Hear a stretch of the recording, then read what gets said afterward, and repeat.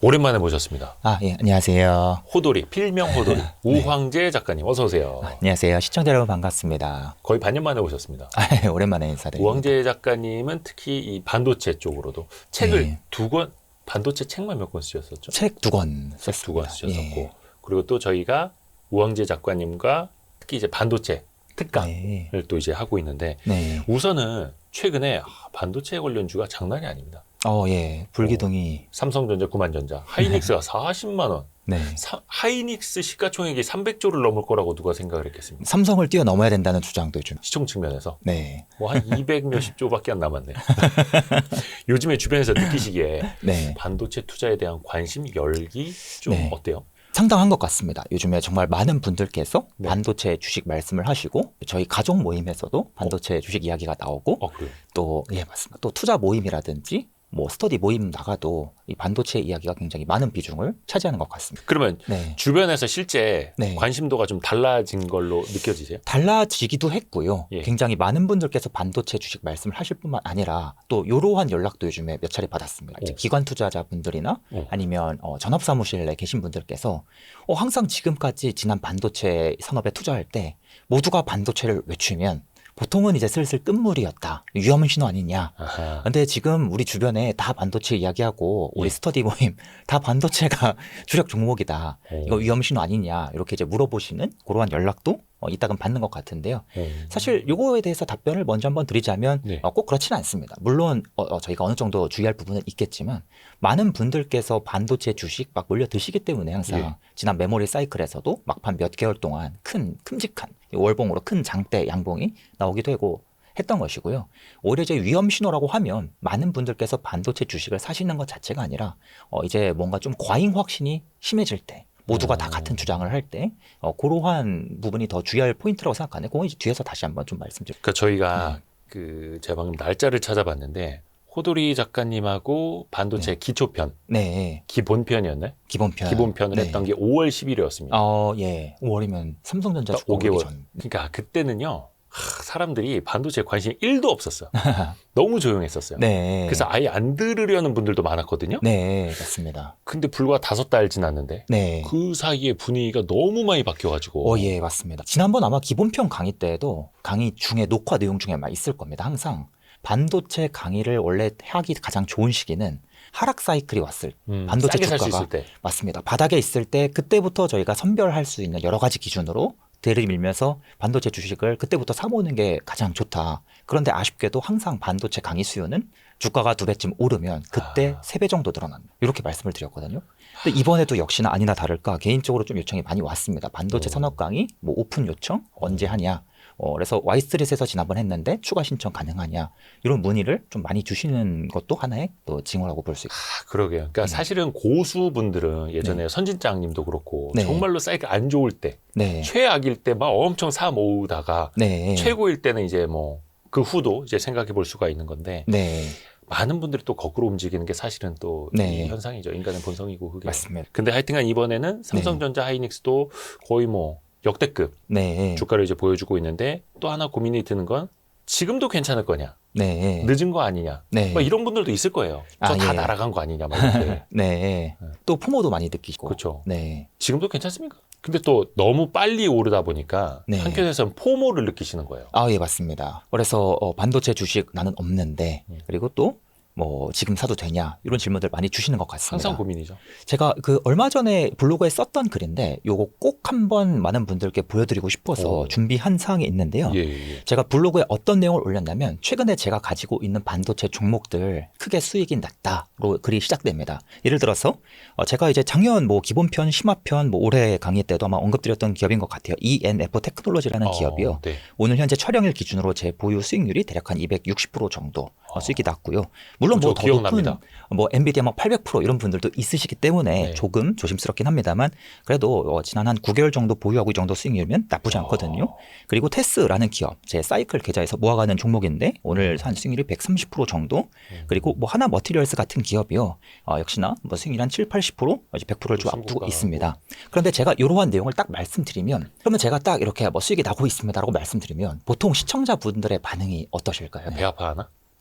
왜 이제 말하냐고. 왜 이제 말하냐. 강의에 많은 관심 부탁드리겠고요. 보통은 반응이 세 가지로 나뉘는 것 같습니다. 일단 첫 번째는 그런 종목 어떻게 샀냐, 어떻게 발굴했냐, 어떻게 찾았냐, 나도 따라하고 싶다라고 말씀 주시는 분들이 얼추 반 정도. 그리고 이제 나머지 반 정도께서는 나는 지금 반도체 주식 없는데 수익률 자랑하냐, 장난하냐. 실제로 제 블로그에 달리는 댓글들입니다.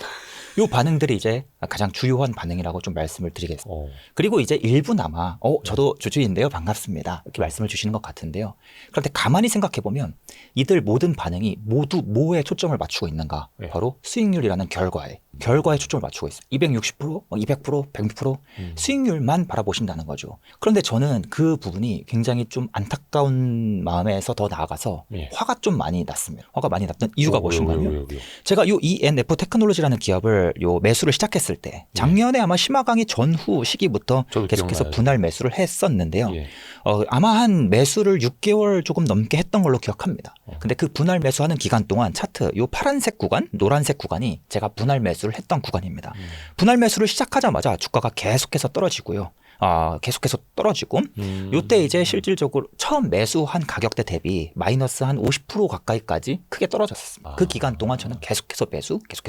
그리고 나서 주가가 역시나 반등을 시작하지만 네. 저는 언젠가 올 다음 사이클을 기대하면서 확신을 가지고 꾸준히 분할 매수를 했던 것이죠.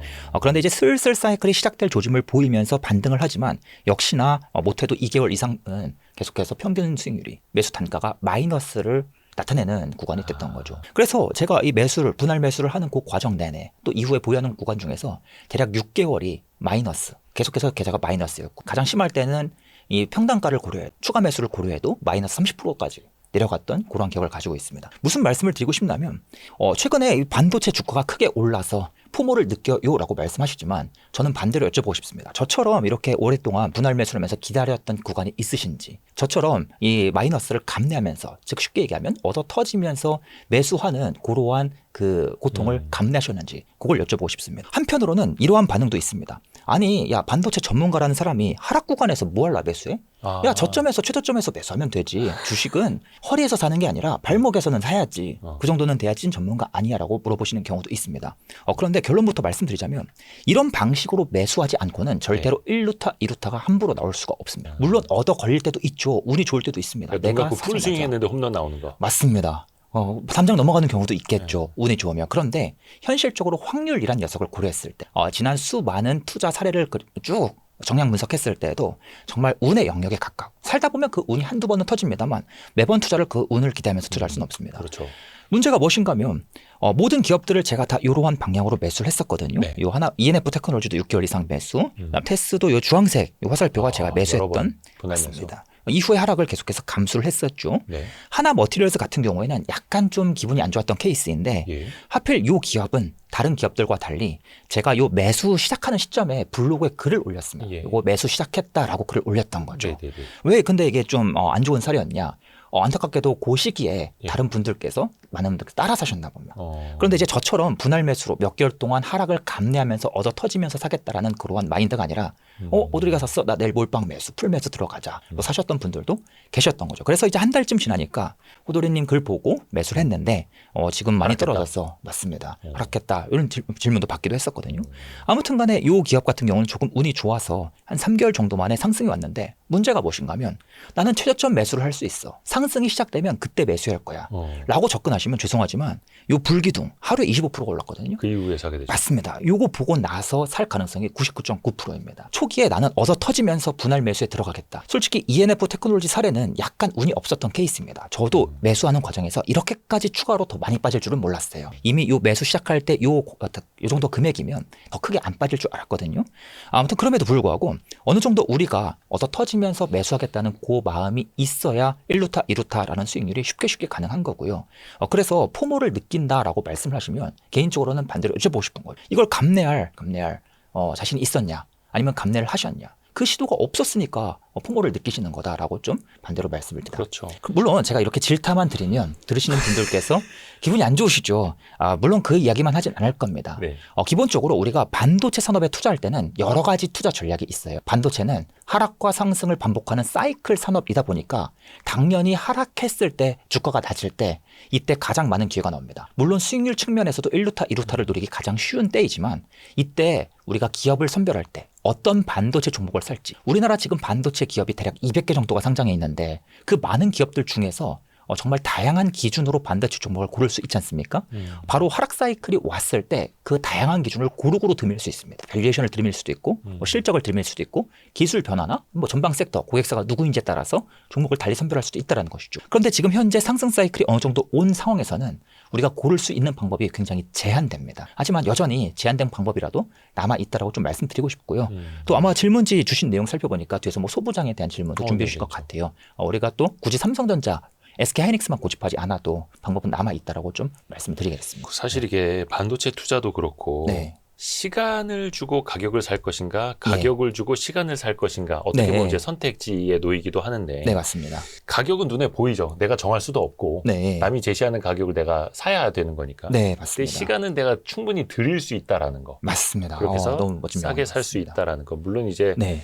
어떤 분들은 그 상승이 본격화돼서 나타난 다음에 나는 네. 그때 따라가도 늦지 않아 이렇게 하시는 분들은 있는데 그분들은 그냥 시간을 아끼는 대신에 가격을 더 비싼 값에 사시는 거고 이건 본인의 선택입니다. 그리고 오늘 저희가 언급하거나 또 호돌이님의 그 심화편 강의에서 언급하는 종목들은 추천주는 아니고요. 예, 맞습니다.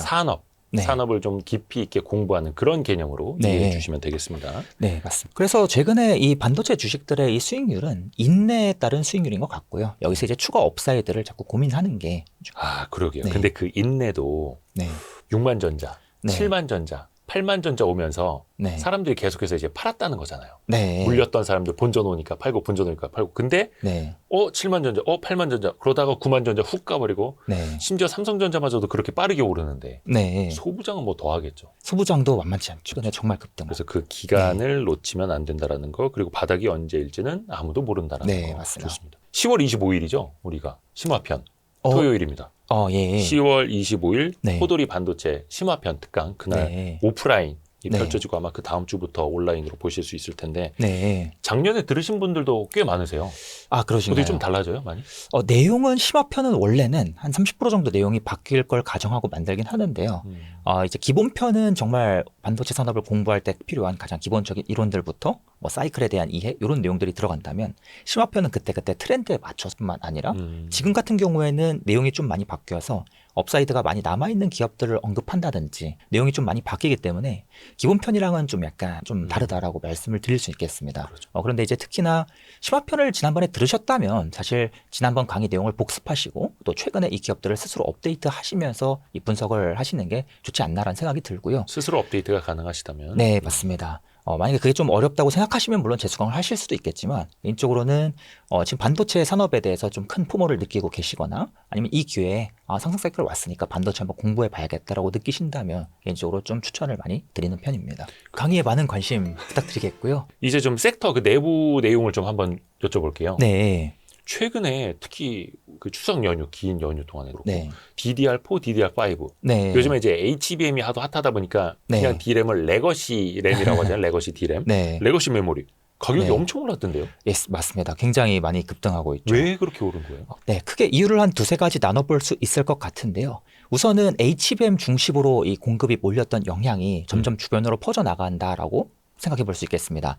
지난번 2017년에도 이 메모리 반도체 엄청난 빅사이클이 왔었죠. 슈퍼 사이클이 왔었고 그때부터 반도체 하면 슈퍼 사이클이다라는 단어가 항상 따라 붙었었는데요. 2017년 슈퍼 사이클에는 어떤 이슈가 있었냐면 초기에는 반도체에 대해 모두 부정적이다가 2016년만 해도 메모리 반도체 업체들이 스스로 내년에 부정적일 것이다라고 이야기할 정도로 굉장히 안 좋은 상황이다가 생각보다 빠르게 스마트폰 수요가 살아난 거죠. 그래서 스마트폰용 메모리 반도체가 점점점 수요가 살아나면서 다시 가격의 반등이 시작되더니 이제는 갑작스럽게 클라우드 업체들이 즉 데이터 센터 업체들이 우리 클라우드 사업을 대폭 확대하겠다. 데이터 센터를 굉장히 많이 짓겠다라고 이야기하면서 갑자기 서버용 D램 공급 부족이 급격하게 심화되면서 그때 가격이 크게 오르고 상승 사이클이 매우 크게 발생했던 때라고 볼 수 있겠습니다. 그런데 이번에는 반대로 데이터 센터 쪽에 HBM 공급, 뭐 D램 공급이 먼저 늘어났다가 최근 들어서는 갑자기 이제는 레거시가, 즉 스마트폰 쪽 그리고 PC 쪽 이쪽이 굉장히 공급이 타이트해지네. 그게 굉장히 알려지기 시작하면서 가격이 급격하게 올랐습니다. 그래서 지난번 이 슈퍼사이클 때와 비교해 보면 좀 약간 반대되는 모양으로 갔다라고 볼 수 있겠습니다. 그리고 이제 또 한 가지는 최근에 이 데이터 센터 쪽에서 나타나고 있는 큰 변화 중 한 가지는 바로 네오 클라우드 업체들의 엄청난 이 선방이라고 볼 수 있겠습니다. 네오 클라우드요? 예, 맞습니다. 쉽게 말씀드릴게요. 과거에 이 코인 채굴이 엄청나게 유행이었죠. 네. 그래서 코인 채굴이 뭐 우리 집에 엄청나게 많은 GPU 사다 놓고 집에서도 채굴할 수 있지만 정말 전문적으로 하는 기업들은 정말 거대한 빌딩을 짓고 그렇죠. GPU를 맞습니다. 데이터 센터 수준으로 가득 채워 넣어서 여기서 이제 코인 채굴을 전문적으로 했다는 거죠. 그들 기업의 규모가 막 조 단위까지 갈 정도로 큰 규모였는데 최근에 이들 업체들이 이제는 코인 채굴에서 버는 돈보다 야, 이 데이터 센터를 전부 다 일반 데이터 센터로 바꿔서 렌트해 주자. AI 관련 이 데이터 센터로 바꿔서 클라우드 업체들한테 또는 AI 서비스 기업들한테 렌트해주자. 이러한 변화가 굉장히 발빠르게 일어나고 있다는 거죠. 실제로 이 네오 클라우드에 대한 이 변화는 대략 한 1년, 2년 전부터 서서히 나타나 왔습니다만 최근 들어서야 이 네오 클라우드 업체들에 대한 분석 글들이나 뭐 유튜브 영상이나 이러한 내용들이 지난 일주일 동안 막 나오기 시작한 걸로 보입니다. 아무튼 간에 이러한 네오 클라우드 업체들이 약진할 수 있었던 또 한 가지 이유가 무엇인가 하면 엔비디아가 그동안 엄청난 독점력을 자랑해 왔지 않습니까? GPU 중에서? 맞습니다. 우리 GPU 아니면 데이터 센터 못 만들어. 그런데 문제가 무엇인가 하면 학습 과정, 즉 이 인공지능은 학습 과정이 있고 이후에는 추론 과정이 시작됩니다. 학습은 말 그대로 새로운 내용들을 배워가면서 이 인공지능에서 조금 어려운 용어인데요. 파라미터라는 변수를 계속해서 조절해 나가면서 가장 최적의 답변을 찾아 나서는 과정이고요. 네. 추론 과정은 더 이상 파라미터를 바꾸지 않고 기존에 완성된 파라미터로 답변만 계속해서 찍어내는 과정입니다. 그런데 어떤 이슈가 있냐면 추론 과정은 학습 과정과 굉장히 많이 달라요. 사용되는 반도체 종류도 다르고 서비스의 종류가 굉장히 다양해지기 때문에 우리가 꼭 엔비디아의 GPU만을 고집할 이유가 없습니다. 그런데 엔비디아의 이 GPU 독점력에 대항해서 그동안 클라우드 업체들이 아마존 그리고 구글, 마이크로소프트 이러한 업체들이 야, 우리 자체 칩을 한번 개발해보자. 이 언제까지 엔비디아에 종속될 수가 없어. 자체 칩이 돼 엔비디아와 호환할 수 있는 칩을 개발해보자 라고 열심히 외쳤습니다만 많이들 아시겠습니다만 엔비디아의 수준의 칩을 직접 만드는 건 불가능합니다. 성능 측면에서도 그렇고 노하우 측면에서도 그렇고 또 이 호환 측면에서도 마찬가지입니다. 그런데 어떤 이슈가 생기냐? 학습에서는 무조건 엔비디아의 고성능 칩이 반드시 필요했지만 추론에서는 그렇지 않다는 겁니다. 추론은 굉장히 다양한 서비스를 제공하는 다품종의 영역이기 때문에 그에 맞는 맞춤형 칩을 개발하는 것만으로도 굉장히 많은 추론 서비스를 만들어낼 수 있다는 것이죠. 바로 그러한 성과가 이제 작년부터 나올 조짐을 보이더니 올해 본격화되면서 브로드컴 같은 기업들의 주가가 굉장히 큰 폭으로 올랐던 것입니다. 에이직 칩이라고도 부르죠. 춤형 칩으로. 그래서 이러한 변화가 나타나다 보니까 엔비디아 입장에서도 슬슬 조바심이 나는 겁니다. 야 그래? 우리도 전략을 세워야겠다. 어떻게 할 건데? 우리가 이 아마존한테만 구글 같은 기업들한테만 계속해서 이 GPU 팔겠다고 매달릴 수가 없어. 그래서 어떻게 하는가? 바로 네오 클라우드 기업들과 손을 잡고 야 우리 GPU 무조건 네오 클라우드한테 먼저 공급한다. 구글, 마이크로소프트 니네가 아무리 돈 많이 줘도 우리는 얘네들한테 먼저 대량 공급한다. 네오 클라우드 기업들에게 GPU를 먼저 몰아주는, 심지어 엔비디아가 그들 기업의 지분까지 투자하고 GPU를 먼저 몰아줄 뿐만 아니라 만약에 네오 클라우드 기업들의 데이터 센터가 공실이 발생하면 가동률이 안 차면 이를 모두 엔비디아가 보전하겠다는 그러한 각서까지 써가면서 네오클라우드 기업들을 밀어주게 되었다는 겁니다. 투자도 하는 겸 수요도 만들어주고. 수요도 만들어주고 또 우리가 이 가격 독점력을 계속해서 유지하기 위해서 시장의 공급을 계속 타이트하게 조이기 위해서 이런 결정을 내린 것이죠. 쉽게 얘기하면 이 클라우드 기업과 엔비디아가 계속해서 서로 이 줄다리기를 하는데 엔비디아가 줄다리기에서 한 수 끌어오는 그러한 전략이 되었던 겁니다. 그러다 보니까 이 네오클라우드 업체들을 중심으로 또 굉장히 대규모 증설이 이루어지는데 어떤 이슈가 생기는가? 네오클라우드 기업들은 그동안 코인 채굴만 하던 기업들이지 데이터 센터 사업을 제대로 해봤던 경험이 있는 기업들이 아닙니다. 그러면 당연히 어떤 일이 벌어지는가? 처음 사업할 때 아마 대표님도 아마 비슷한 경험 해보셨을 것 같아요. 처음 사업을 한다든지 아니면 내가 갑자기 새로 처음으로 헬스 운동을 시작한다든지 할 때 우리 헬스장 등록할 때 제일 먼저 뭐부터 하십니까? 내 몸무게부터 재보고. 예. 예. 네. 뭐 체계는 어떻게 되는지 알아보고. 예. 원하는 답변이 안 나오고 있는데요. 그래요? 네. 제일 먼저 일단 1년권 등록하죠. 그리고 제가 너무 제이여가지고. 그리고 단백질 왕창 삽니다. 집에 종류별로 박스채로 그죠. 내가 앞으로 1년 동안 운동할 거면 단백질 한 달이면 먹겠다. 하지만 실제로는 그렇게까지 쌓여있죠. 쌓이게 되고 그렇죠. 결국에 버리는 헬스장도 안 가고. 맞습니다. 바로 지금 네오클라우드 기업들이 이 모습이 나오고 있습니다. 그래요? 공격적으로 공급을 늘리고 가동률이 실제로 얼마나 찰지 불투명한 상황에서 일단 증설 대규모로 하자. 마침 엔비디아가 우리한테 물량 몰아주는데 그거 최대한 조달해 오자. 그러면서 이 과정에서도 또 한 차례 메모리 반도체의 쏠림 현상이 발생하고 이로 인해서 이 쏠림 현상이 발생하기 때문에 이 공급 부족이 심화됐다. 이게 이제 또 하나의 요인이라고 볼 수 있습니다. 네오클라우드 업체 그 데이터 센터에 들어가는 D램 수요가 또 왕창 늘어나서 맞습니다. 여기에서 지금 하드디스크 부족과 또 SSD의 부족, 즉 낸드 플래시의 부족까지 계속해서 연이어졌던 겁니다. 최근에 전화를 이제 몇 차례 받았어요. 최근에 추론 시장이 급격하게 커지니까 그렇죠. 그래서 이 가격도 튀고 그리고 또 이 반도체 부족도 계속 심화되는 거 아니에요? 라고 물어보셨는데 당연히 맞습니다. 추론 시장이 점점 커지기 때문에 여기에서 반도체 공급 부족도 일부 나타나고 있습니다만 엄밀히 이야기하자면 요 추론 시장의 확장은 이미 작년 말부터 꾸준히 이루어져 있었죠. 왔었고요. 또 한 가지는 추론도 방금 말씀드렸다시피 인공지능의 추론 서비스는 여러 가지가 있습니다. 예. 챗GPT가 우리랑 대화하는 LLM 서비스도 대표적인 추론 서비스 중 한 가지고요. 요즘에 또 한 가지 이슈는 바로 이 구글이 뭐 이미지 만들어주고 동영상 만들어주지 않습니까? 그런데 엄밀히 말씀드리자면 챗GPT 같은 또는 뭐 제미나이 같은 LLM 서비스는 추론이 급격하게 늘어난다 하더라도 사실 이 메모리 반도체를 엄청나게 많이 필요로 하지는 않습니다. 네. 왜 그런가 하면 저희 텍스트로 대화를 나누잖아요. 예. 글자, 텍스트잖아요. 네. 텍스트는 용량이 얼마 안 됩니다. 차지 하나죠. 재미있는 사실 한 가지 말씀드리자면 우리나라에서 지금까지 나온 증권사 리포트가 예. 애널리스트 분께서 쓰시는 기업 분석 리포트, 산업 분석 리포트가 대략 한 70만 건 좀 넘어갈 겁니다. 70만. 예, 기업 분석 리포트만 하면 60만 건 넘어갈 겁니다. 그런데 그 리포트를 컴퓨터에 전부 다 다운받아서 텍스트를 전부 추출하면 용량이 얼마나 될까요? 얼마나 될까요? 어마무시한 이 파일이지 않습니까? 지난 예, 20년 예. 동안 우리나라에서 나온 모든 증권사 리포트 어마무시한 파일이지 않습니까? 20년치요? 예, 맞습니다. 실제로 저희 회사에 데이터베이스가 되어 있는데 와. 요거 텍스트 다 뽑아도 100기가가 안 돼요. 텍스트니까. 예. 요즘에 나오는 고사양 게임 수준밖에 안 된다는 겁니다. 그냥 저기네. 그 네. 미니 시리즈 한 시리즈 그 정도 용량이네요. 네, 맞습니다. 그래서 텍스트 자체로는 추론 시장이 급격하게 커져도 사실 SSD 수요를 급격하게 촉발시키기보다는 점진적으로 촉발시키는 요인에 가깝고요. 예. 그러면 앞으로 SSD의 수요가 늘어난다던데요. 추론 시장 때문에 그거는 이제 텍스트가 아니라 그 이상으로 제미나이가 영상 만들어주고 이미지 만들어주면 영상을 만들어주면 쉽게 얘기해서 이미지 수천 장의 효과가 나오기 그렇죠, 때문에 그렇죠. 거기서 이제 용량이 엄청나게 급격하게 늘어날 텐데 아직은 요 이미지 그리고 영상을 만들어주는 서비스가 기능이 조금 좀 많이 부족하기 때문에 여기서의 아직 본격적인 제한적이죠. 맞습니다. 그래서 요 추론 시장에 의한 즉 영상 그리고 이미지에 의한 추론 시장 여기서 이제 SSD의 수요 증가는 아직 본격적으로 시작하지도 않은 단계다. 와, 그런데도 아직 시작도 안 했다. 맞습니다. 최근에 이 가격이 계속해서 오르고 또 하드디스크의 공급 부족과 SSD의 공급 부족이 나타난 이유는 바로 이러한 HBM 쏠림 현상에 더해서 네오클라우드 업체들의 엄청난 이 매집에 더해서 또 한 가지는 방금 앞에서 잠시 말씀드렸습니다만 뭐 구글 같은 기업들이 또 아마존 같은 기업들이 자체 칩을 계속 확대해서 내놓고 있기 때문에 여기서도 또 일부 영향이 있었다. 세 가지 정도 좀 요약해서 말씀드릴 수 있겠습니다. 와, 추론의 영역으로 가면서 기존에 텍스트로 물어보던 것 음성으로 물어보고 이미지 만들어줘. 사실은 그 지브리 스튜디오 스타일 그거 할 때 난리가 났었지 않습니까? 네, 맞습니다. 샘 알트만도 그만 좀 하라고 막 무슨 뭐 자기네 데이터 센터 녹아내린다 막 이렇게 하고 근데 이제는 그 이미지를 넘어서 영상을 만들어내고 근데 이것도 어떻게 보면 영상 서비스가 이제 시작 단계에 있는 만큼 아직 시작 제대로 안 했다고 보고 있습니다. SSD에 대한 수요도 이제 시작도 안 했다.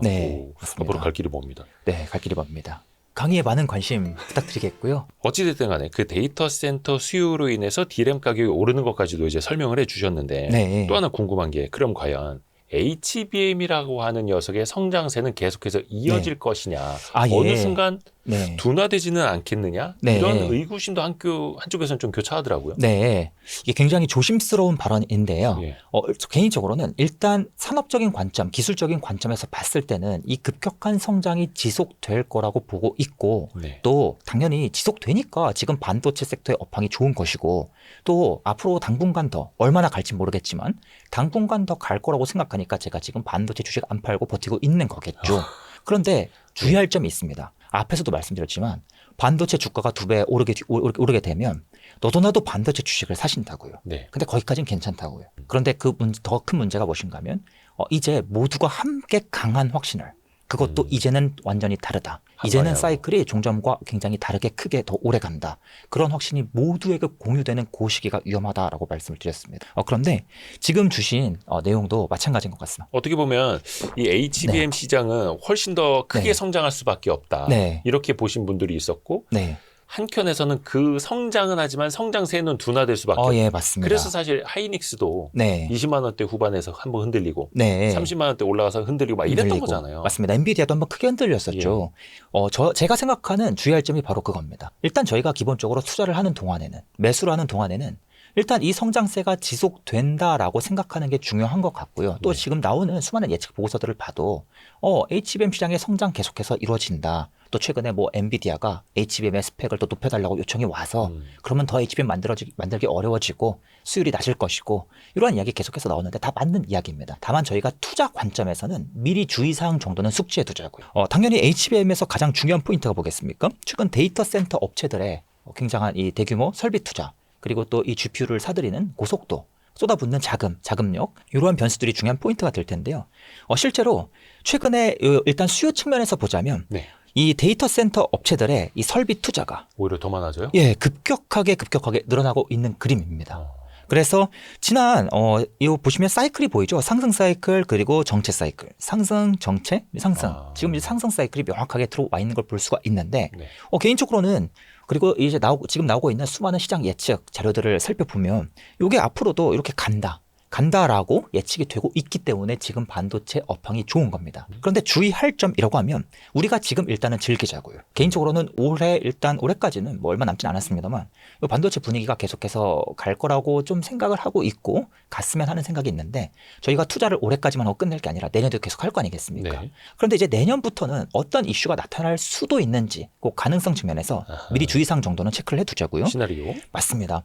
데이터 센터 업체들이 지금 공격적으로 증설 규모를 늘려서 이 그래프가 아주 가파르게 증가하고 있는데 앞으로 인공지능 시장 성장하잖아요. 전 세계 사람들 다 알고 있습니다. 모르는 사람이 아프리카 분들도 다 알고 계십니다. 그리고 또 인공지능 시장 계속 성장하면 HBM 성장하잖아요. HBM이라는 단어요. 여러분 알고 계신 거 아닙니다. 이제 다 알죠. 다 알고 계시고요. 얼마 전에도 제가 글 썼다고 말씀드렸죠. 택시 탔는데 택시 기자님께서 저한테 HBM 설명해 주셨다고. 근데 택시 기사님 무시하는 게 아니라 주변 분들이 모두가 다 HBM 이야기를 할 정도면 다 관심사라는 뜻이에요. 그걸 말씀드리고 싶었던 겁니다. 그런데 중요한 점이 무엇인가 하면 인공지능 시장이 계속해서 성장하면 이 그래프 계속해서 장기 우상향 갈 겁니다. 갈 건데 주의할 점은 주가는 이 그래프가 성장하는 동안 항상 성장하지 않는다고요. 주가는 맞습니다. 시장은 아무리 성장하더라도 주가는 항상 성장하지 않습니다. 그러면 주의할 점이 무엇인가? 이 그래프가 앞으로 지속되더라도 이 증가 속도가 조금이라도 느려질 조짐이 보이면 주가가 그의 1년 앞서서 크게 떨어지기 시작한다는 겁니다. 실제로 여러분 이 그래프를 한번 삼성전자, 엔비디아 같은 기업들의 주가를 한번 비교해 보세요. 비교해 보시면 지난번에도 이 하락 사이클 들어갈 때 데이터 센터 업체들의 설비 투자가 정체 기조로 들어갈 때 주가가 하락한 것이 아니고요. 하락 사이클에 들어가기 전에 상승의 속도가 느려질 때, 기울기가 약간 둔화될 때 그때 기준으로 얼추 1년 앞서서 주가가 크게 무너졌습니다. 이러한 움직임이 계속해서 반복해서 나타나왔다는 겁니다. 그럼 우리가 중요하게 생각해야 할 점은 일단 수요 측면에서는 이 그래프가 기울기가 둔화될 여지가 이제 슬슬 맞습니다. 이러한 여지가 다음 분기 데이터 센터 둔화되라고 바로 나오는 건 아니고 얼추 한 1년쯤 뒤부터는 둔화될 가능성이 있어라는 얘기가 스물스물 나오는 시기가 언제든지 도래할 수 있다는 거예요. 그 정도 포인트는 우리가 좀 미리 염두에 두면서 투자를 하자라고 좀 말씀을 드리겠습니다. 왜 그런가 하면 과잉 확신이 가장 위험하기 때문에 보통 그때 물리시기 때문에 그걸 방지하기 위해서 우리가 이 정도 내용을 미리 알아두자라고 말씀을 드린 겁니다. 근데 지금은 빅테크 기업들도 그렇고 엔비디아 얼마 전에 젠슨 황도 또 한 번 강조를 했고 오라클도 그렇고 이런 테크 기업들이 볼 때는 엄청난 수요는 지속된다. 맞습니다. 이 기울기가 지속된다. 라고 어나운스를 하고 있고요. 또 한 가지는 방금 앞에서 말씀드렸던 네오 이 클라우드 기업들이 사실 이 전체 이 데이터 센터 투자의 설비 투자 비중은 한 5%에서 8% 정도밖에 안 되긴 합니다만 그들 기업이 이제 공격적으로 나서기 때문에 10%까지 올라오긴 할 겁니다만 아무튼 그들 기업까지 가세하면서 이 그래프가 계속해서 가파르게 수요처가 많아지니까. 맞습니다. 그렇게 좀 말씀을 드릴 수가 있겠습니다. 강의에 많은 관심 부탁드리겠고요. 이건 이제 수요 측면에서 이야기고요. 예. 공급 측면에서의 이슈가 좀 더 컸죠. 공급 측면에서 약간 좀 반반 갈리는 그런 분위기가 형성이 됐었는데 그게 무슨 말인가 하면 이제는 삼성전자도 HBM에 가세하게 된다. 그렇죠. 그래서 이제는 어떤 이슈가 생기냐. 과거에 2017년에 어떤 이슈가 있었냐면 앞에서 잠깐 말씀드리길 모바일 쪽에서 스마트폰용 디램이 먼저 수요가 쭉 반등했고 이후에 뒤따라서 서버용 디램의 수요가 급격하게 따라오면서 네. 슈퍼사이클이 나타났다고 말씀을 드렸죠. 네. 그런데 이때 어떤 이슈가 있냐면 삼성전자가 본래는 모바일 메모리에 굉장한 강점을 가지고 있다. 다른 기업들의 추종을 허용하지 않을 정도로 강한 강점을 가지고 있다 보니까 하이닉스랑 마이크론 입장에서는 야 앞으로 데이터 센터 성장하잖아. 그래서 우리가 모바일 쪽에선 삼성에서 많이 밀리지만 데이터 센터용 시장 그쪽 한번 좀 잘 공략해보자. 그러니까 2017년에 데이터 센터용 이 메모리 반도체 수요가 급격하게 늘어나다 보니까 하이닉스랑 마이크론이 굉장히 빠르게 추격하게 된 겁니다. 그러다 보니까 어떤 이슈가 생기는가? 삼성전자가 안 돼. 우리의 점유율을 공고하게 유지해야 돼. 그래서 굉장한 대규모 증설에 어마무시한 대규모 증설에 들어서게 됐고 또 싸게 공급하고. 맞습니다. 그리고 나서 이제 요 슈퍼사이클이 요 공급의 이슈가 점점 드러나기 시작할 때부터 슬슬 마무리되고 꺼지게 됐던 겁니다. 그때 이제 하락이 굉장히 크게 나타났었죠. 그런데 이제 최근의 증설 규모를 살펴보면 그 당시와 비슷한 특징도 나타나고요. 또 다른 점도 나타납니다. 일단 비슷한 특징을 먼저 말씀드리자면 네. 이번에는 반대로 하이닉스가 굉장히 잘하고 있는 상황에서 삼성이랑 마이크론이 빠르게 추격해 오죠. 그러니까 하이닉스 입장에서도 우리의 점유율 유지하자. 먼저 앞서가자. 공격적인 캐파 증설을 내세우고 있고요. 삼성도 야 우리가 이번엔 할 수 있다라는 믿음으로 공격적인 캐파 증설을 나타내고 있습니다. 그래서 단순히 증설 규모 숫자만 보면 웨이퍼 투입량이라는 숫자만 보면 역대급 증설이 지금 공격적으로 이제 올해부터 시작된 공급 측면에서는 이런 이슈가 있는 거죠. 그래서 야 그러면은 과거에 이 공급 그 사이클 봤을 때 이제 삼성전자, 하이닉스 그리고 마이크론까지 지금 역대급 증설을 하고 있는데 그러면 이거 다시 재현 아니야? 지난번처럼 이제 슬슬 몇 개월 후에 맞습니다. 공급 과잉이 일어나면서 재현되는 거 아니야? 이러한 주장을 하시는 분들이 네. 일부 계신 거죠. 있죠. 그런데 사실 엄밀히 말씀드리자면 이번 증설은 규모로만 보면 역대급이지만 굉장한 규모지만 삼성전자가 뭐 80K 그리고 뭐 하이닉스가 60K 2017년에는 삼성이 한 70K 정도, 하이닉스가 한 30K 정도에 비하면 굉장히 큰 규모이긴 하거든요. 근데 문제가 무엇인가 하면 아시다시피 여러분 HBM은 한 개의 칩만 들어가는 것이 아니라 여러 개의 칩이 수직으로 들어가고 또 엔비디아가 출시하는 새로운 GPU 칩들이 요구하는 디램의 개수가 늘지 않습니까? 네. 이 부분을 감안하면 그렇게까지 공격적인 증설은 아니다. 수요 대비 공급을 보면 맞습니다. 그래서 이 정도면 비교적 약간 앞서가는 공급이기는 하지만 그렇다 그래서 막 아주 공격적인 증설, 공급 과잉이 막 크게 발생할 수 있는 이슈까지는 아니다. 이렇게 해석할 수 있다라는 거죠. 그래서 좀 이 주장이 약간 반반 갈리는 것 같습니다. 강의에 많은 관심 부탁드리겠고요. 또 한 가지 어떤 이슈가 있냐면 지금까지 하이닉스는 굉장히 잘 해왔죠. 마이크론도 성과를 내고 있는데요. 문제는 삼성입니다. 삼성이 지금 이제 HBM3E에 이어서 4까지 공격적으로 지금 준비를 하고 있는데 만약에 HBM4에서 대성공을 한다면 삼성전자가 내부적으로 목표 점유율을 30% 이상으로 세운 것 같아요. 그 점유율을 정말로 달성한다면 그러면 정말로 공급이 크게 늘어날 수도 있겠죠. 하지만 많은 분들께서 또 어떻게 생각하시는가? 삼성이잖아. 예전에 삼성이 아니잖아. 그래서 못할 걸 감안해야지. 못하게 되면 그땐 또 이야기가 달라진다. 그래서 실제로 수치적으로 봤을 때 만약에 삼성이 목표로 하는 그 수치를 달성하게 되면 HBM이 대략 한 1, 2% 공급 과잉 정도로 예측이 되고 있고요. 삼성이 못할 경우에는 점유율을 갖추지 못하고 또 우리 가동률을 충분히 채우지 못할 경우에는 1, 2% 공급의 부족이 나타날 걸로 예측되고 있습니다. 뭐 시장 조사 기관에 따라 다른데 뭐 대략 한 이 정도 수준에서 그러니까 이게 삼성의 수율에 따라서 맞습니다. 삼성이 잘하면 오히려 다 같이 또 HBM이 안 좋아질 수 있는 그림. 삼성이 못하면 하이닉스는 더 웃을 수 있는 그림. 조금 예측하기는 어렵네요. 맞습니다. 이걸 저희가 미리 예측할 수는 없습니다. 그래서 지금 현재 HBM에 대한 이 공급 관점에서 봤을 때 주장이 좀 반반 나뉜다. 그래서 이 우려와 기대가 좀 상존하고 있는 것이라고 말씀을 드릴 수 있겠습니다. 왜 그런 얘기도 많았어요. 네. 젠슨 황 입장에서 보면은 빨리 삼성전자가 들어와서 하이닉스, 마이크론 다 같이 경쟁을 해서 HBM 공급 단가가 낮아지길 희망할 거다. 이건 어떻게 좀 논리적인 이야기입니까? 실제로 이번에 HBM4 같은 경우에는 종전보다 가격을 상대적으로 낮춰서. 그러니까 HBM4가 비싼 제품이니까. 그러니까 원래 3E보단 당연히 더 높은데 네, 맞습니다. 시장이 생각했던 것보다는 낮다 이런 거예요? 좀 많이 낮은 30% 정도 낮은 가격에 형성될 것으로 보인다라는 예측이 가장 많이 이거는 이제 HBM3보다 낮다는 게 아니라 맞습니다. 시장이 기대했던 HBM4 가격보다는 낮다. 이거 혹시나 오해하시면 안 되니까. 예. 그래서 그 이슈도 한번 터지면서 이게 이 실제로 공급에 대한 어떤 이 불안감을 부추기는 요인이 된 것 같습니다만 그래도 괜찮다. 여전히 하이닉스는 많은 이익을 누릴 수 있고 삼성도 추가 이익을 누릴 수 있는 구간이기 때문에 둘 모두 좋은 상황이다. 이러한 예측으로 덮이면서 주가가 모두 좋은 상황이라고 볼 수 있겠습니다. 다만 이거는 계속해서 와치해야만 하는 맞습니다. 내용이겠네요. 네. 근데 또 일각에서는 그런 얘기도 해요. 네. 이제 HBM3E 12단 퀄테스트 통과 오케이 축하해. 네. 근데 이제부터 중요한 건 HBM4야. 맞습니다. 삼성이 과연 HBM4에서는 하이닉스를 따라갈 수 있을까? 이런 퀘스천. 네. 근데 주변에 또 요즘 좀 기술진 이런 분들도 많이 계시잖아요. 예. 어떻게 보세요? 굉장히 확신에 차서 못한다라고 말씀하시는 분들도 계시고 확신에 차서 잘할 수 있다라고 말씀하시는 분들도 계신 것 같아요. 꼭 주변의 현업분들뿐만 아니라 뭐 여러 가지 뭐 콘텐츠 채널들을 봐도 비슷한 것 같습니다만 중요한 점은 저희가 절대로 확신할 수 없다. 이게 중요한 포인트인 것 같고요. 다만 이제 한 가지 저희가 주의할 점은 삼성이 HBM3E를 하는 것은 사실 의미가 없는 건 맞습니다. 일단 실적 관점에서 전혀 의미가 없고요. 또 한 가지는 삼성전자 주가가 얼추 한 6월 즈음부터 스물스물 오르기 시작하다 최근에 급격히 올랐어요. 그런데 이미 6월 즈음부터 오를 때부터 HBM3E에 대한 기대감으로 올랐던 겁니다. 그게 반영됐다. 맞습니다. 근데 굉장히 재밌는 점이 그때 나왔던 증거사 리포트나 뭐 나왔던 분석글들을 살펴보면 HBM3E 때문에 주가가 올라야 한다. 그런데 실적에는 그렇게 도움이 되지 않는다. 왜 도움이 안 되는 거예요? 안 하던 거 하던 건데.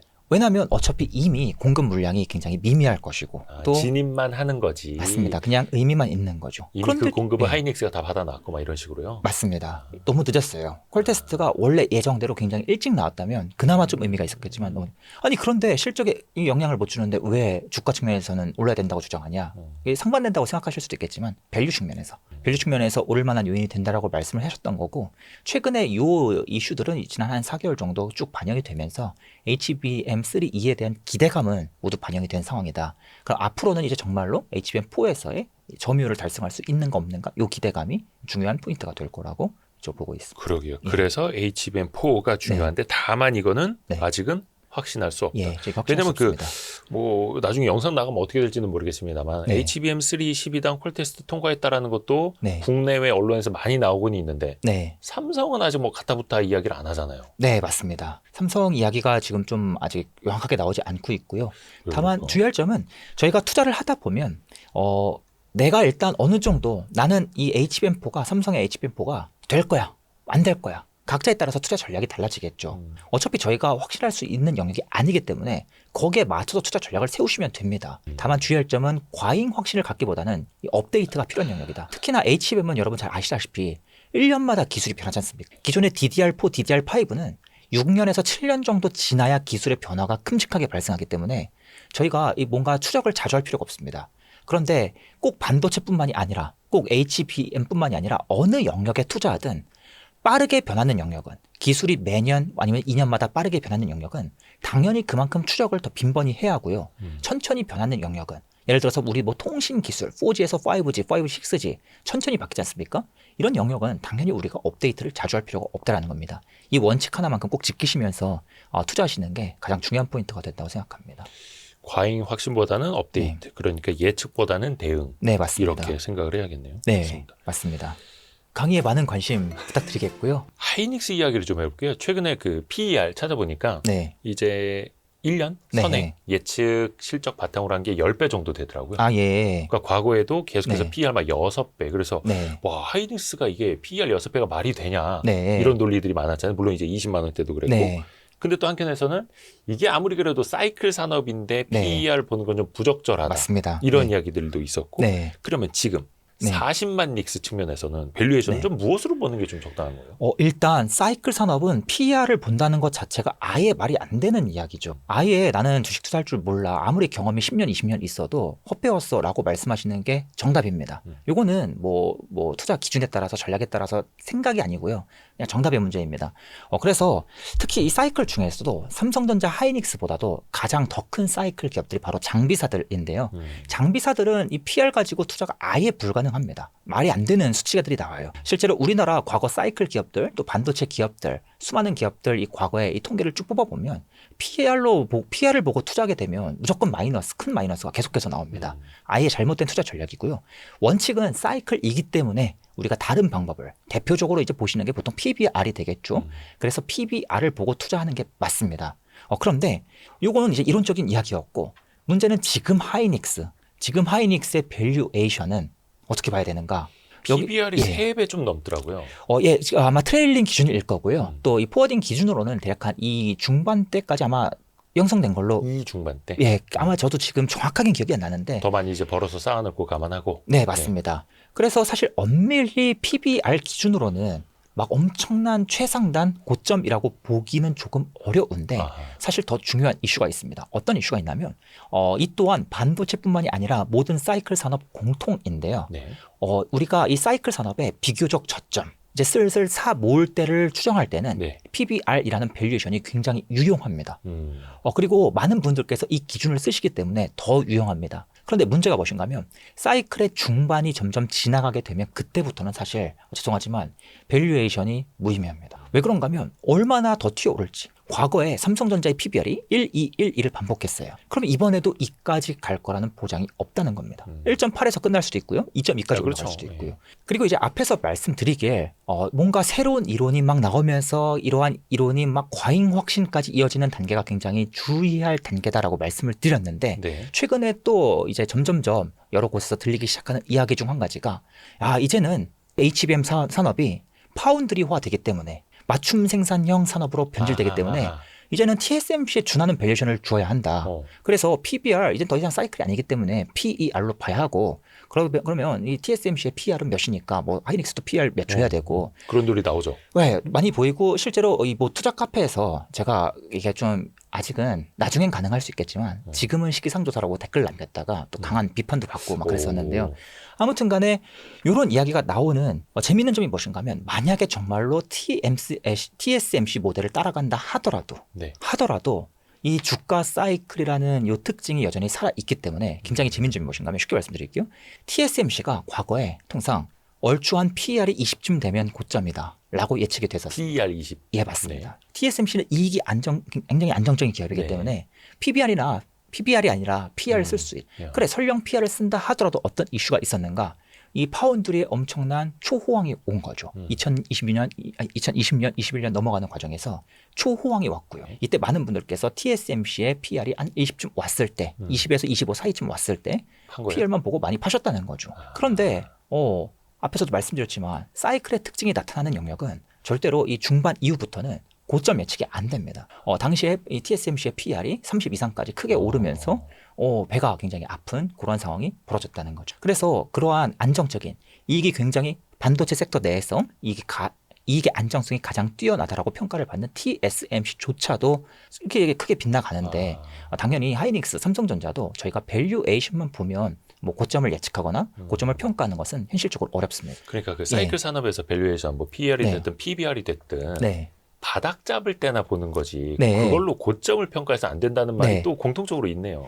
그리고 또 한 가지는 제가 요 와이스트릿 강의에서 제 강의를 언급해서 좀 죄송합니다만 기업 분석 강의를 제 블로그에서 진행하는데 우리나라 상장사의 얼추 70에서 80%는 PER이든 적정 주가든 아예 안 먹힙니다. 그냥 의미가 없는 거예요. 사실 실적 추정도 우리나라 70% 이상 기업들은 아예 할 필요가 없습니다. 그래서 특히나 사이클 기업들이 많기 때문인데요.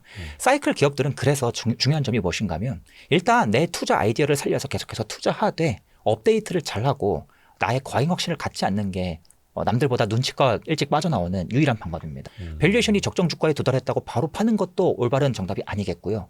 그렇다 그래서 앞으로 무조건 더 간다라고 외치는 것도 또 정답이 아니겠습니다. 그 중간에 위치를 잘 찾는 것이 굉장히 중요한 포인트가 되겠는데요.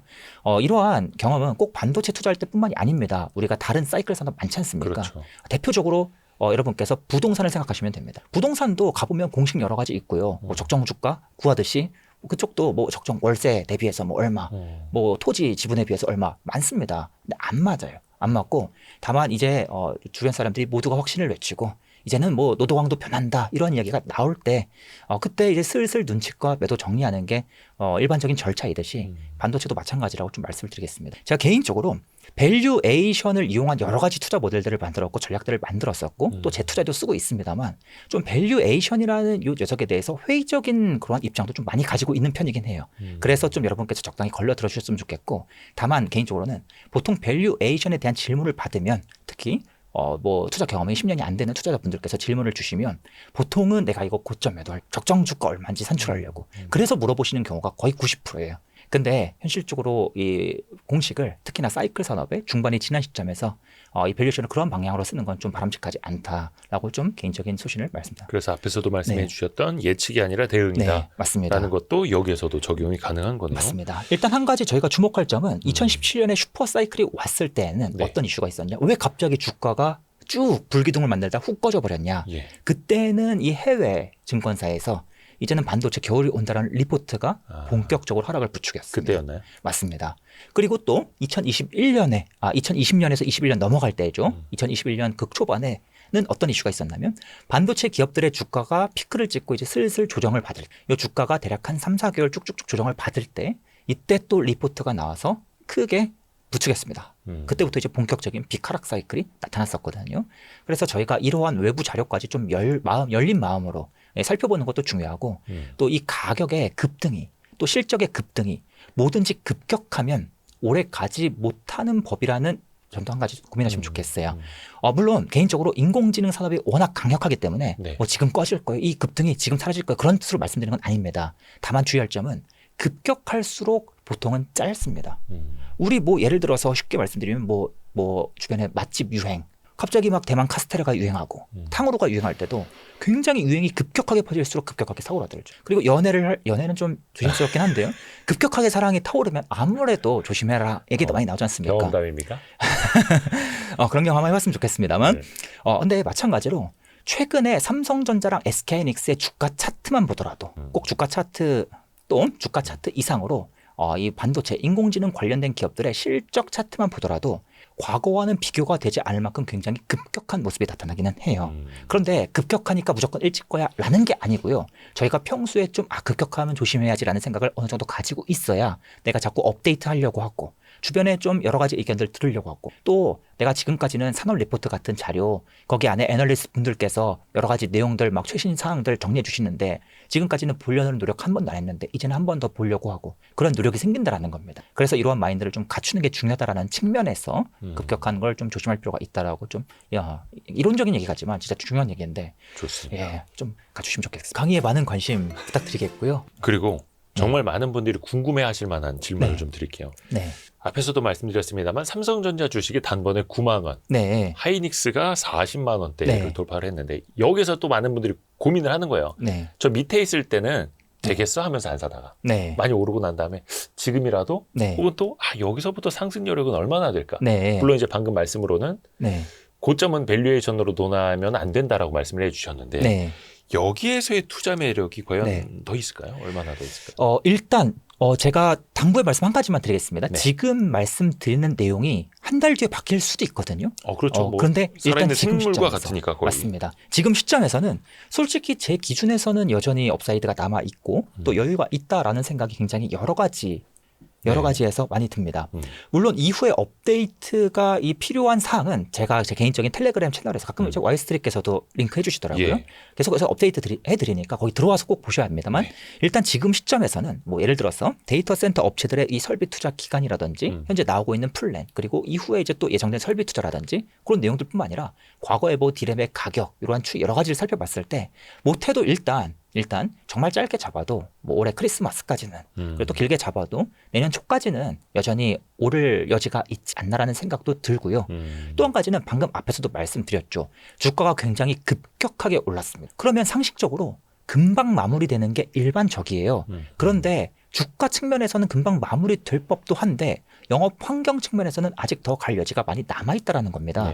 그러면 뭘 의미하냐? 두 가지 중 하나입니다. 급격하게 오르다가 이후에는 이제 완만하게 오르는 구간이 좀 오래 나타난다든지 아니면 급격하게 올랐는데 한번 크게 휘청였다가 다시 가든 이 두 가지 중 한 가지 시나리오가 가능할 걸로 보고 있거든요. 아무튼 이러한 시나리오가 추가적으로 나와주면서 여전히 업사이드는 좀 남아있고 더 갈 여지가 있는 상황이다라고 개인적으로 생각을 하고 있습니다. 그래서 3전 9만 원, 하이닉스 44만 원 요 금액만 보면은 굉장히 좀 많이 오른 것 같긴 하지만 사실 엄밀히 이야기하면 삼성전자의 이 빅사이클이 다시 한번 왔을 때 그래서 두 기업의 주가가 많이 오르기는 했습니다만 이 상승 구간으로 보나 아니면 상승의 이 갭으로 보나 여전히 여지는 좀 남아있는 상황이라서 개인적으로는 삼전 하이닉스 가지고 계신 분들 굳이 막 지금 막 섣불리 파실 필요까지는 없지 않나라는 생각이 들기는 합니다. 들긴 하는데요. 중요한 점이 있어요. 네. 이거는 기존 보유자분들 입장에서의 이야기입니다. 네. 아니 신규 매수하는 분들은 뭐가 다르냐? 아니 어차피 신규 매수를 하든 기존에 보유하신 분들이든 앞으로 20% 오르면 20% 먹는 거 아니냐라고 생각하실 수도 있겠지만 네. 완전히 다릅니다. 여러분 죄송하지만 신규 매수하신 분들이랑 일찍 가지고 계셨던 분들이랑 추가적으로 올랐을 때 그런데 주가가 점점 상승을 마무리할 때 이때 대응이 완전히 달라집니다. 오랫동안 가지고 계셨던 분들은 이제 좀 분위기가 이상해지는 걸 바로 느낄 수 있고 즉각 매도를 할 수가 있어요. 수익률 100%, 200%가 찍혀 있기 때문에 여유롭게 매도할 수도 있습니다. 그런데 신규 매수하신 분들은 이 보상 심리 때문에 절대 매도가 안 돼요. 그래서 요 차이, 심리적인 차이로 인해서 결과가 달라지거든요. 그리고 이제 또 한 가지 드리고 싶은 말씀은 앞에서도 말씀드렸지만 우리나라 지금 반도체 기업들이 대략 한 200개 가게 상장이 되어 있습니다. 그들 기업 중에 항상 어떤 특징이 있는가? 이러한 이야기가 들 때가 있어요. 과거의 메모리 사이클을 보면 일단 삼성 하이닉스가 먼저 튀어 오르고 그다음에 장비 튀어 오르고 뭐 소재, 부품 튀어 오른다라는 이야기가 있습니다. 그런데 실제로는 이들 기업이 거의 같이 움직이긴 합니다. 거의 같이 움직이긴 해요. 그래서 꼭 삼전 먼저 그다음에 뭐 장비, 소재 꼭 이 이론대로 가야 하는 건 아닙니다. 다만 기업 수가 워낙 많다 보니까 이 200개나 되는 많은 기업들 중에 이 사이클을 못 따라가는 기업, 뒤늦게 사이클을 반영하는 기업이 항상 몇 개씩 있었던 거죠. 그래서 개인적으로는 반도체 산업이 굉장히 어려운 산업 같지만 솔직히 제 기준에서 삼성 하이닉스 숫자가 제일 어렵고요. 이 상승 사이클이 어느 정도 와 있는 상황에서 중반이 넘어가는 상황에서는 특히나 더 어렵습니다. 그에 반해서 명확하게 지금 사이클을 못 따라가고 있는 소부장 기업이라든지 200개나 되는 기업 중에 얼마나 그런 기업들이 많은데요. 그런 기업들을 찾아 나서서 투자하는 것이 훨씬 쉬운 방법이에요. 오히려 굉장히 반도체 공부해야 되고 막 이론 공부해야 되기 때문에 어려울 것 같지만 오히려 사이클 투자라는 관점에서는 더 쉬운 그러한 투자법이고 그래서 굳이 삼성, 굳이 하이닉스 즉 신규 매수자 분들께는 굳이라는 단어가 좀 붙는다. 이렇게 의견을 드릴 수 있겠어요. 실제로 이 반도체니까 잘 와닿지 않으셔서 그렇지 건설업종에 투자한다고 생각해 보세요. GS건설 먼저 쭉 갔어요. 그러면은 보통 GS건설을 따라 사시기보다는 야 지방에 중소건설사 누구 없어? 찾아 나서는 게 일반적이거든요. 스터디 모임 같은 데서. 근데 이상하게 반도체는 자꾸만 삼성 하이닉스에만 집착하시는 분들 너무 많다는 거죠. 반도체도 건설이랑 다르지 않은 사이클 산업인데 그런 관점에서 이 신규 매수자분들과 기존 보유자분들의 이 관점 차이가 좀 존재하기는 한다. 그래서 기존 보유자분들께는 좀 그래도 여유가 아직 있으신 것 같다라고 좀 의견을 드리겠고요. 신규 매수자분들께는 다른 기업들에 더 업사이드 많은 기업들이 많이 있으니까 한번 찾아보시는 노력하는 것도 좋을 것 좀 의견을 드리겠습니다. 그래서 또 고수들은 그 플러스 알파를 찾아서 소부장 기업에도 투자하기도 하고요. 플러스 알파 정도가 아니라 플러스 대문자 알파라서 A가 되는 경우가 많습니다. 그래서 사실은 호돌이 반도체 강의 그 심화편을 들으려는 게 사실은 또 그런 이유도 있는 거고. 예, 맞습니다. 또 평소에도 호돌이님이 뭐 수십 개 또 한 100개 이상의 반도체 기업들을 또 항상 스크린 하시잖아요. 아니요. 전체 기업을 스크린합니다. 모든 기업을. 2,600개 기업을 스크린합니다. 이번에는 반도체 집중해서 하고 있긴 그렇죠. 하죠. 그렇죠. 그러면은 그 중에서도 여전히 아직 그 사이클을 못 따라가고 있는 기업들, 그러니까 투자 메리트가 있는 기업들이 있다는 거예요. 개인적으로 있다 생각하고요. 요즘에 포모를 느끼시는 분들 중에 또 둘로 나뉩니다. 어떻게 따라가죠? 라고 물어보시는 분들과 빨리 다음 거 찾자. 반도체 다음 거 찾자. 근데 개인적으로 생각하기에는 좀 어느 정도 산업 공부가 되어 있으신 분들은 아직 반도체 안에서도 기회가 있다라고 생각이 좀 듭니다. 반도체 섹터 내에서도 기회가 있다. 네, 맞습니다. 좋습니다. 강의에 많은 관심 부탁드리겠고요. 혹시나 또 염려되는 요인이 있어서 이제 중국 기업들도 HBM으로 진출하지 않습니까? 맞습니다. 물론 아직 세대 격차는 좀 있습니다만 근데 이제 또 우려되는 요인이 있습니다. 중국 기업들이 이제 HBM으로 뛰어들지 않습니까? 물론 아직 그 세대 차이가 있습니다. 격차가 좀 있기는 합니다만 맞습니다. 또 DDR4에서도 DDR5로 전환을 한다고 하고 과연 이거는 우리 반도체 기업들에게 어떤 영향을 줄까? 일단 지금 HBM에 한해서 물어봐 주셨는데요. 네. 디램까지 고루고루 한번 랜드포까지 말씀드려 보겠습니다. 일단 중국 이슈는 이번 사이클에서는 이미 끝난 것으로 나타난다 하더라도 그렇게까지 크리티컬하진 않을 것으로 보고 있습니다. 혹시나 지금 상승이 갑자기 끝나게 된다면 그 이유가 뭘까? 여러 가지 시나리오를 쭉 생각해 봤을 때 중국어로 인한 이 시나리오 가능성은 좀 낮지 않나라는 생각이 많이 듭니다. 일단 첫 번째는 범용 디램부터 좀 말씀을 드려볼게요. 범용 디램은 이미 중국의 설비 투자, 즉 공격적인 디램 캐파 확장이 올해로 마무리 국면에 들어갑니다. 그래서 제가 한편으로는 어떤 말씀을 드렸었냐면 제 블로그에서 중국의 이 매출 비중이 높은 장비사들은 좀 많이 불리하다. 왜? 올해까지 매출에 엄청난 피크가 발생하지만 중국에서 꺾이는 물량이 내년부터 쭉쭉쭉 나오기 때문에 실적 측면에서는 불리한 측면이 있다라고 글을 쓴 적도 있었거든요.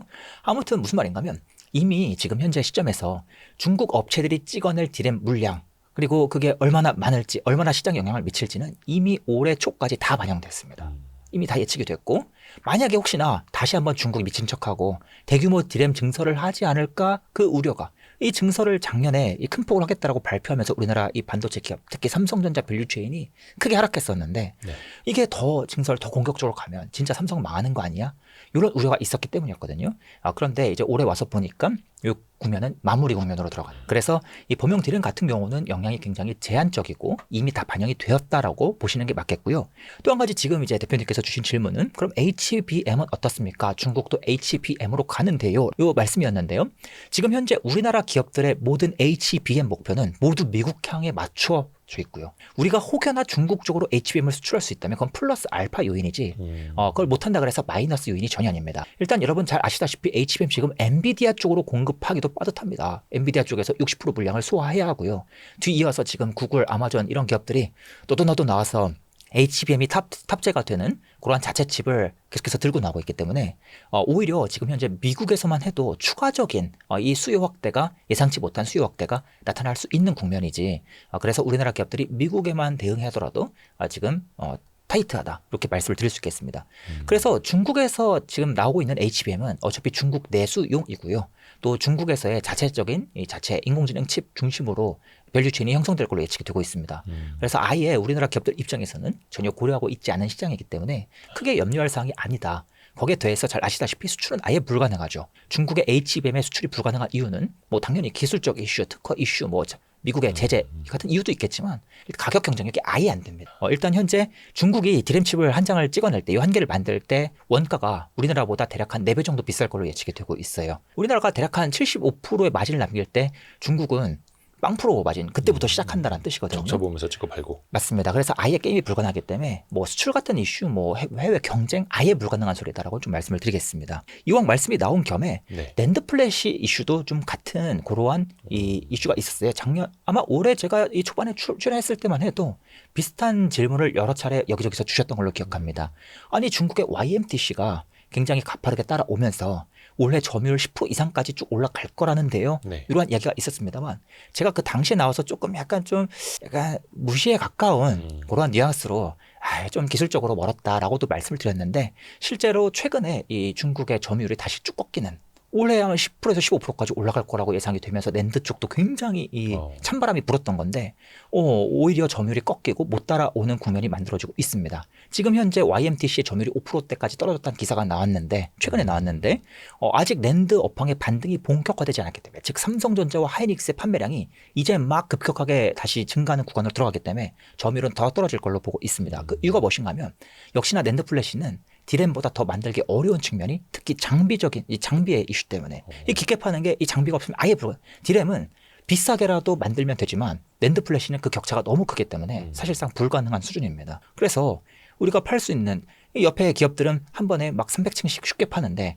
우리는 100층 파기도 지금 어려운 상황이다 보니까 더 그 어려움이 이 낸드에서 더 가중된다. 그래서 낸드 쪽도 지금 굳이 걱정하실 필요가 없다. 그렇게 좀 모든 메모리 반도체 걸쳐서 중국 쪽 이슈는 당분간 괜찮다라고 보고 있습니다. 근데 낸드 플래시 메모리 이렇게 스태킹하는 방식도 삼성이 중국에다가 특허료를 주고 기술 네, 사서 쓰는 맞습니다. 것도 있잖아요. 네, 맞습니다. 근데 걔네가 그런 기술도 있는데 네. 원가는 더 불리해요?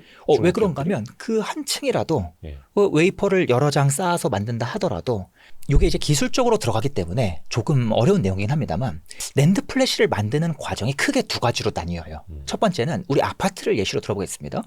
지금까지 삼성전자랑 하이닉스는 낸드 플래시라는 아파트를 만들 때 일단 지하 주차장부터 크게 파고 위에 아파트를 쌓는 방식으로 만들었습니다.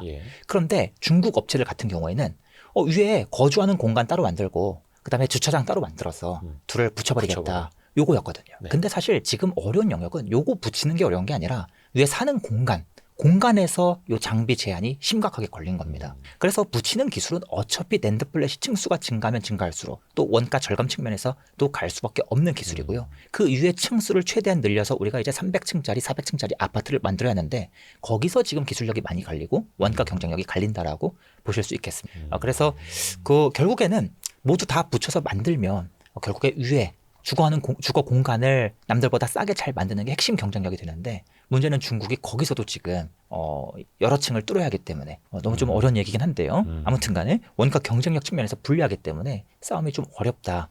물론 중국이 장비 내재화를 꾸준히 확대하고 있고 이러한 이 중국의 어려움이 언젠가는 해소가 되겠습니다만 최소한 이번 사이클에서 이게 대두될 것 같지는 않다라는 게 제 의견이라고 좀 깔끔하게 정리해드리겠습니다. 그러니까 중국 기업 때문에 의한 어떤 업황 영향은 다음 사이클이나 다다음 사이클이나 혹은 다다다음 사이클이면 더 좋겠습니다만 나중에 걱정해도 늦지 않는다라는 거. 이게 이제 인양가가 불었기 때문에 작년에 너무 크게 불었기 때문에 이게 이미 다 반영됐다. 강의에 많은 관심 부탁드리겠고요. 파운드리 이야기를 좀 해볼게요. 그래도 삼성 파운드리가 테슬라도 그렇고 애플 그 카메라 이미지 센서이긴 합니다만 신규 고객을 좀 뚫었지 않습니까? 물론 그게 실적화되려면 아직 먼 미래이긴 합니다만 삼성 파운드리의 어떤 경쟁력?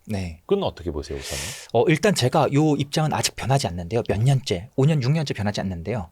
우리가 어차피 삼성전자의 이 파운드리를 보고 삼성에 투자할 것이라면 즉 삼성전자라는 주식을 살 때는 파운드리가 투자 아이디어가 될 수는 없다. 요 의견은 6년, 7년째 계속 유지되고 아직 있습니다. 미미하니까. 일단 결국에 주가는 숫자가 큼직하게 변해야 하는데 아시다시피 여러분 메모리 반도체에 의해서 변하는 이 숫자 폭이 절대적입니다. 삼성에서 이 파운드리에 의해서 변하는 숫자 폭은 굉장히 미미하고요. 특히나 이 삼성전자의 실적을 크게 끌어올릴 수 있는 요인은 선단 공정, TSMC와 경쟁하는 공정에서 대규모 공격을 확보하는 것인데 문제는 이 영역에서의 매출이 비중이 1%가 안 되는 소수점짜리입니다. 전체 삼성전자 실적에서 너무 미미하다라는 거죠. 그래서 아무리 파운드리에서 좋은 성과를 낸다 하더라도 메모리 사이클에 의한 실적 변동에 비하면 몇 분의 1 수준밖에 안 되기 때문에 크게 중요한 요인은 아니다라고 말씀을 드리겠고요. 개인적으로 최근에 테슬라가 이 삼성전자의 문을 두들겨서 함께 협력 관계를 맺은 것은 파운드리 사업의 밸류업 측면에선 도움이 된다고 생각합니다. 실적에선 영향이 그렇게까지 크지 않더라도 밸류업 측면에선 도움이 된다라고 생각을 하고요.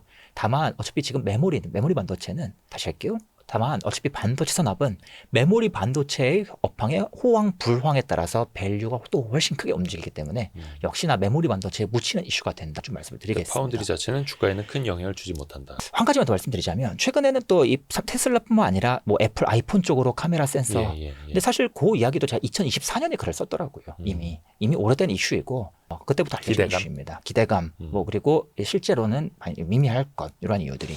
그래서 개인적으로는 어차피 파운드리에 관심을 가지실 것이라면 삼성전자에 대한 투자 아이디어를 삼으시는 것보다 그 아래 파운드리 밸류 체인에 또는 후공정 전문 기업들의 이 초점을 맞춰서 관심을 가지시는 게 더 맞다. 그게 이제 개인적인 생각입니다. 예를 들면 파운드리 장비주 같은 거요?